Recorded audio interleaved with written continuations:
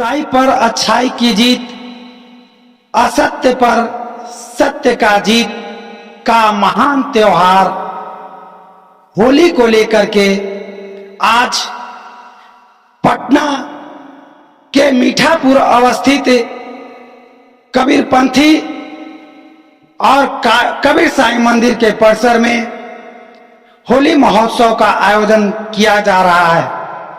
इस होली महोत्सव को लेकर के आप यहाँ पर देख सकते हैं कि श्रद्धालुओं की भीड़ लगी हुई है। यहाँ पे बैठने की जगह नहीं है, तंबू लगे हुए हैं। इसके बावजूद भी यह परिसर श्रद्धालुओं से भरा हुआ है और सतगुरु कबीर और साईं बाबा को होली सुनाई जा रही है। वह होली जो हिरण्यकशिपु के बहन होलिका को जलाकर भस्म कर दिया था, पर सत्य का प्रतीक निस्वार्थ भक्त प्रहलाद को वह अग्नि की प्रचंड गर्मी छू तक नहीं सकी।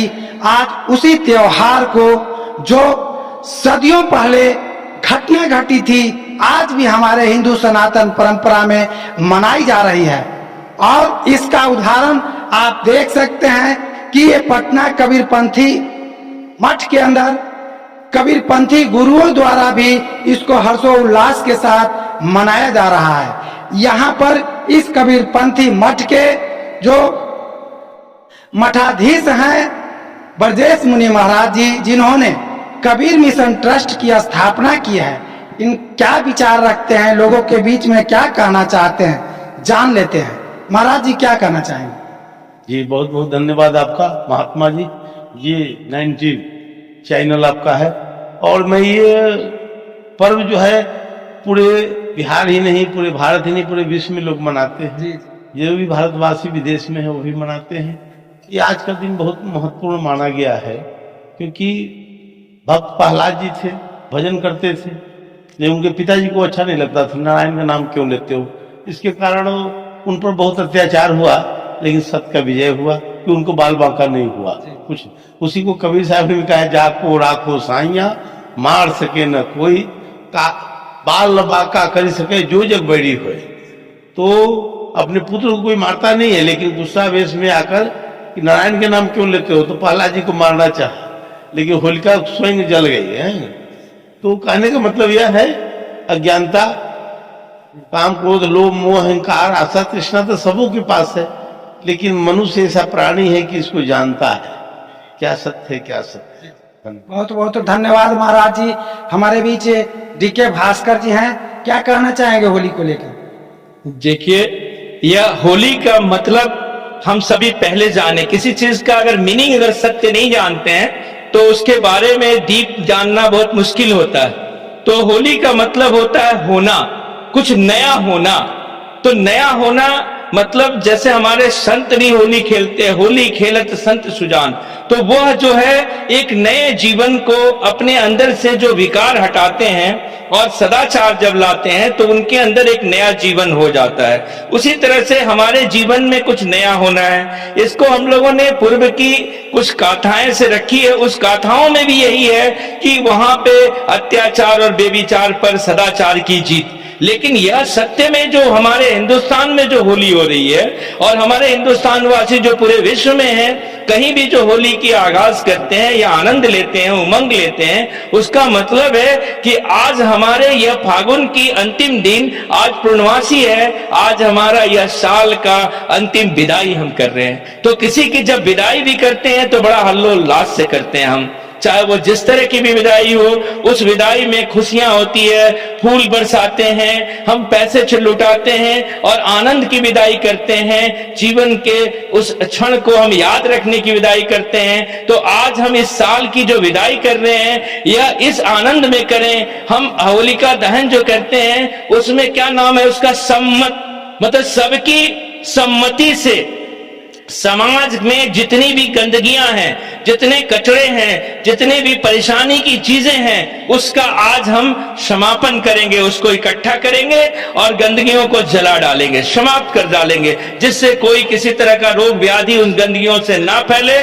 उसको हम एकत्रित करके चौक चौराहे पर सबकी सहमति से समाप्त कर देते हैं। और फिर कल हम नए साल में नए रंग और नए उमंग में अपने इस नए दिल और सच्चाई के साथ, सद्भाव के साथ, प्रेम के साथ फिर कल की दुश्मनी को भुला जाना है, कल ही समाप्त कर देना है और नए साल में फिर नए रंग और नए उमंग के साथ अपने बुराई को भूल के गले लगाते हैं और होली को हम आनंद लेते हैं। कैसे? नए अच्छे पकवान, पुआ, पूड़ी, खीर खाते और खिलाते भी हैं और गले मिल जाते हैं। तो मैं तमाम देशवासियों से आग्रह करना चाहता हूं हमारे चैनल साहब जी के माध्यम से कि कल कोई भी नशा ना लेगा, कोई किसी तरह का हत्या नहीं करेगा, कोई अभद्र भोजन नहीं करेगा, अभद्र काम नहीं करेगा, किसी का कोई कपड़ा नहीं फाड़ेगा, गोबर, मिट्टी, गंदगी, लैट्रिन, गलत रंग का प्रयोग नहीं करेगा, वरना उसका नया साल पहला दिन जब खराब होगा तो सब दिन उसके विचार गंदे हो जाएंगे और उसका हाथ से जो गंदा काम होगा तो पूरा दिन उसके लिए गंदा होगा। यही मेरी करबद्ध प्रार्थना है चैनल से। साहेब बंदगी। जैसा कि आपने देखा और सुना भी कि यहाँ पे संत महात्माओं ने भी एक नया दृष्टिकोण दिया है। सनातन परंपरा में जो होली का त्योहार मनाया जाता है वो भगवान श्री कृष्ण और राधा की प्रेम कहानी गाथा का भी एक है। और इस दौरान आप देखेंगे कि नैसर्गिक वातावरण में भी नए नए फूल खिलते हैं, फल लगते हैं, पत्तियां लगती हैं। तो जोश उमंग का यह त्योहार एक नई जीवन, नई शक्ति को प्रदान करता है। आइए इसी तरह से फिर मिलते हैं एक नए खबरों के साथ। जय हिंद।